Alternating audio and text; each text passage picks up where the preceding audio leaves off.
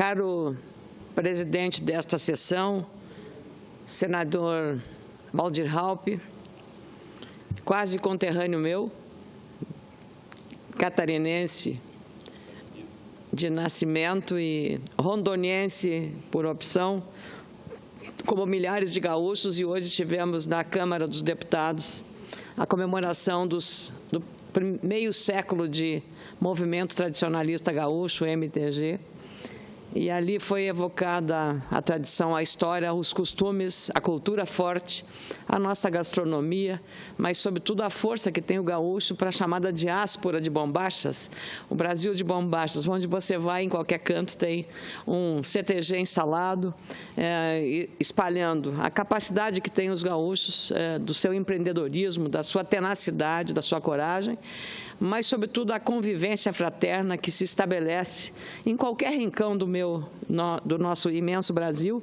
mas hoje já se espalham e se espraiam por outros rincões. A China, a Rússia tem churrascaria, Estados Unidos nem se fala, mas também junto está um CTG. Então, essa é a forma, e eu queria com isso homenagear ao nosso movimento tradicionalista gaúcho pelos 50 anos, que é uma forma de você preservar a história e a cultura tão forte que tem no Rio Grande, especialmente as mulheres gaúchas imortalizadas numa obra extraordinária, A Casa das Sete Mulheres, de uma brilhante escritora gaúcha e, claro, traduzida nas cenas que encantaram o país pelas telas da TV Globo, num seriado, A Casa das Sete Mulheres. Senador Waldir Raupp, nós temos aqui, dia sim, outro também, tratado de uma questão relacionada ao debate maior que se estabelece no nosso país e, em particular, no Congresso Nacional, sobre a citada, contestada, mas indispensável proposta de emenda constitucional 241. Há um duro combate da oposição sobre essa iniciativa. E hoje eu faço uma associação. Hoje é o Dia Nacional de Prevenção à Obesidade. Dia Nacional de Prevenção à Obesidade. Os brasileiros, como os americanos, outras sociedades desenvolvidas, engordaram demais nos últimos anos. São muitos os fatores que levam à obesidade e que têm sequelas graves, entre as quais as principais são as doenças cardiovasculares.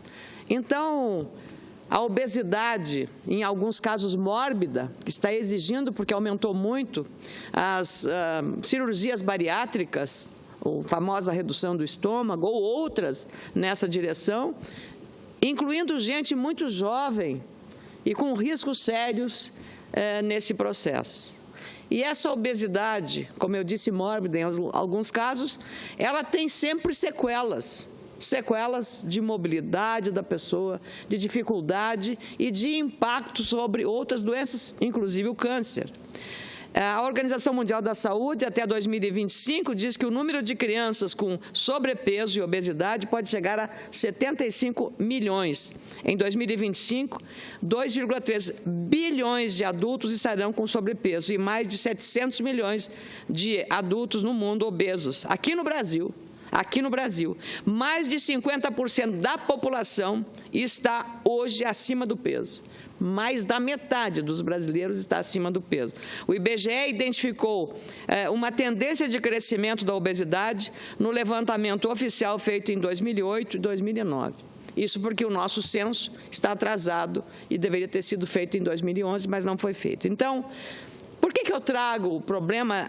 Não só porque hoje, 11 de outubro, é o Dia Nacional de Prevenção à Obesidade, pelas consequências que esse fenômeno traz para a saúde pública de cada indivíduo ou cada mulher ou cada homem brasileiro, porque são consequências nefastas.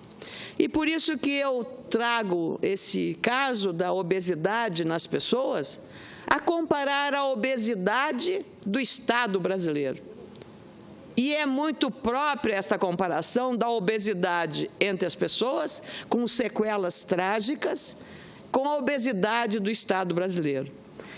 Li um artigo de um advogado do meu estado, muito interessante, e por isso, eu que tenho falado aqui tanto, comparando também as situações, achei muito ilustrativo até o próprio título desse artigo do Dr. Sebastião Ventura P. da Paixão Júnior, a quem eu agradeço e cumprimento pelo senso de oportunidade e pela criatividade nesse comparativo. Não vou ler todo o artigo do Dr. Sebastião Ventura.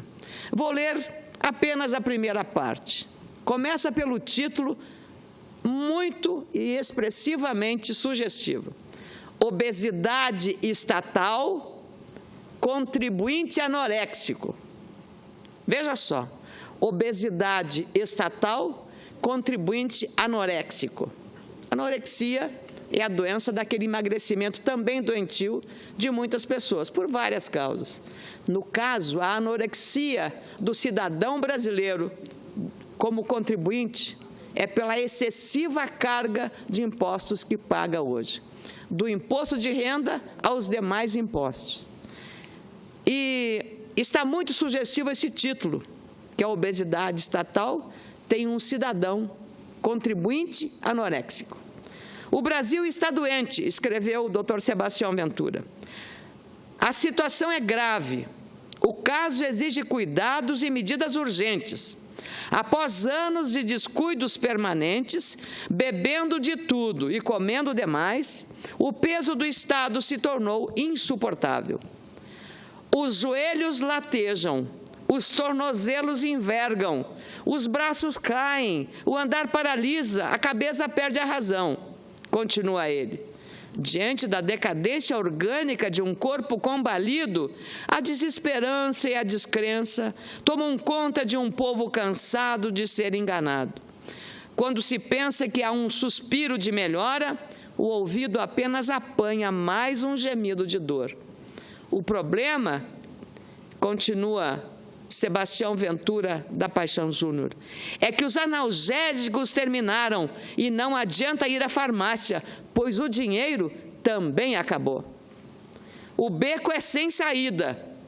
Ao invés de pedir a generosidade alheia, chegou o momento de enfrentar os fatos. Acabou o sonho populista, a realidade pulsa no espetáculo da vida. Eu queria dizer, doutor Sebastião Ventura da Paixão Júnior, que foi um texto magistral para qualquer pessoa, de uma criança de 7 anos de idade a um especialista em economia, sem subestimar o preparo, o conhecimento de nenhum deles, nem da criança, nem do doutor em economia. Porque aqui está apenas uma ilustração metafórica do que nós estamos vivendo hoje, comparando o Estado à obesidade. Eu diria até uma obesidade mórbida que nós chegamos no Estado brasileiro. E aí não é uma questão de discutir se o Estado tem que ser pequeno, médio ou grande. O Estado brasileiro precisa ser eficiente, senador Waldir Raub. Eficiente, e Vossa Excelência, que já foi governador, como o senador Cristóvão, sabe. A coisa mais importante de um Estado, de um município ou do governo federal, é atender a população adequadamente. Eu não diria perfeitamente, porque isso é impossível, em nenhum lugar do mundo se consegue, não estamos no paraíso. Só no paraíso se conseguiria isso. Mas no mundo real, é compatibilizar o que o senhor recebe com as necessidades dos vários setores, da saúde, da educação, da segurança pública, da rodovia, da iluminação, da água, do saneamento. Tudo isso. Até do entretenimento, da cultura, todas essas demandas que são sempre latentes na sociedade. E quanto mais informada ela fica, mais exigente ela se torna, porque mais democrática ela é no processo que nós estamos vivendo. Então, é preciso, nesse caso, que o governante, seja ele o prefeito, o governador, o presidente da República, tenha muita responsabilidade, estabelecendo prioridades e planejando para evitar fazer uma conta demais, sem condições, e o cidadão vai ter que pagar amanhã. E é essa irresponsabilidade que se trata, esse inchaço do Estado brasileiro. Além desse texto muito bem ilustrativo do doutor Sebastião Ventura Paixão Júnior, que é gaúcho, como eu, li também hoje na Folha de São Paulo um artigo assinado agora por mestres. Dr. Irineu de Carvalho Filho, doutor em economia pelo MIT, o Massachusetts Institute of Technology de Boston, nos Estados Unidos, que é a instituição hoje uma das mais respeitadas do mundo. Também Dr. Mauro Rodrigues, professor de economia da USP. E Dr. Carlos Eduardo Gonçalves, professor e doutor em economia, também pela USP, a nossa festejada universidade, que está entre as 10 melhores do mundo, ou no ranking das 100 melhores do mundo, a nossa USP. O que eles escreveram no dia 10, ontem? Como o preâmbulo ficou superado porque a Câmara votou ontem, vou na segunda frase desse artigo, que também, em homenagem aos autores, senador Waldir Raupp, vou ler na íntegra, porque as pessoas talvez não tenham acessado a Folha de São Paulo de ontem. O título também é muito sugestivo: PEC 241 ou morte? PEC 241 ou morte? Que fique claro o que está em jogo, escreveram esses professores. Sem essa proposta de emenda constitucional, a PEC 241, perderemos nossa independência.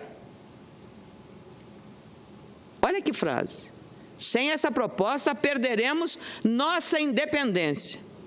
Escreveram eles: voltaremos à condição de servos do dragão inflacionário ressurgido das cinzas para lançar-nos ao caos econômico.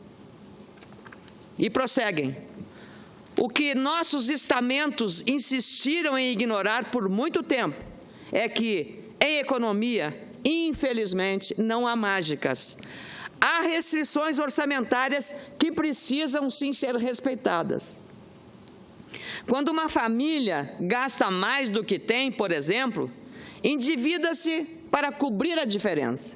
Aí, no mês seguinte, se não gastar menos, a dívida cresce, como a proverbial bola de neve de potencial esmagador. Invariavelmente, a coisa termina num desastre, escreveram os professores. O CPF fica sujo, a justiça bate à porta, e eu acrescento, os credores especialmente. Se a dívida é com os amigos, tchau, tchau, amizade. E se é com a família, o endividado cai no ostracismo, vira uma ovelha negra. No trabalho, as coisas pioram, escreveram sabiamente os professores. Uma pessoa atolada em dívidas se torna menos produtiva. O desemprego pode chegar piorando uma situação já ruim. E nada de crédito adicional, o que significa que o ajuste vem de qualquer maneira, só que muito mais dolorosamente.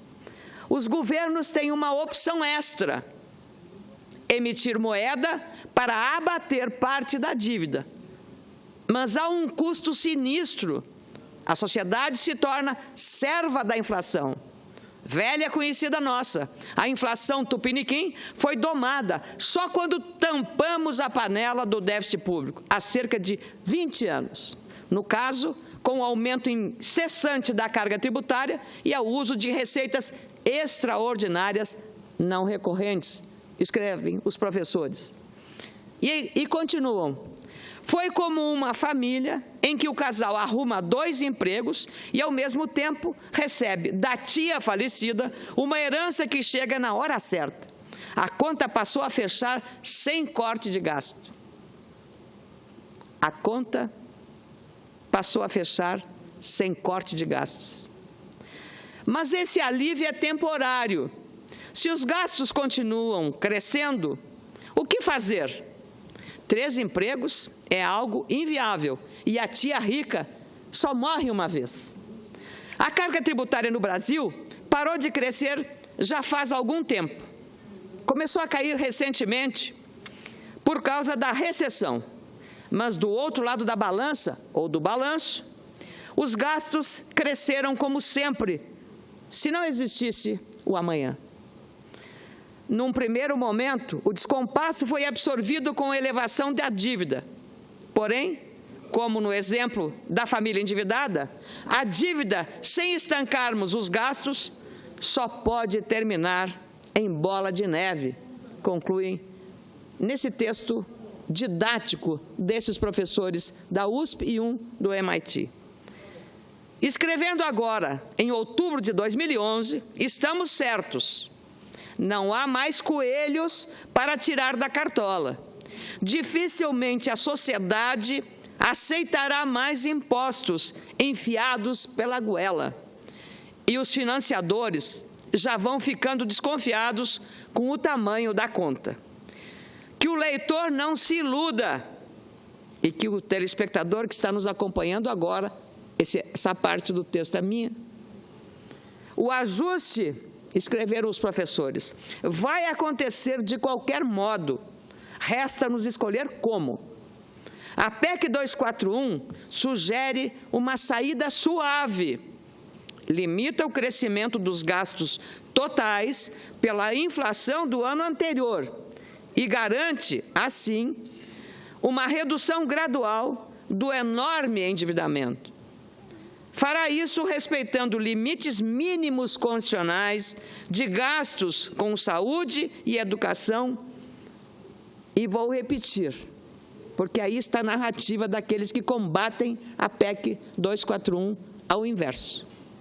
Fará isso, a PEC 241, respeitando limites mínimos constitucionais de gastos com saúde e educação e devolvendo ao Congresso a tarefa de escolher em que lugar alocar recursos arrecadados da sociedade, o que certamente vai fortalecer o processo democrático e ajuda a limitar as barganhas entre executivo e legislativo.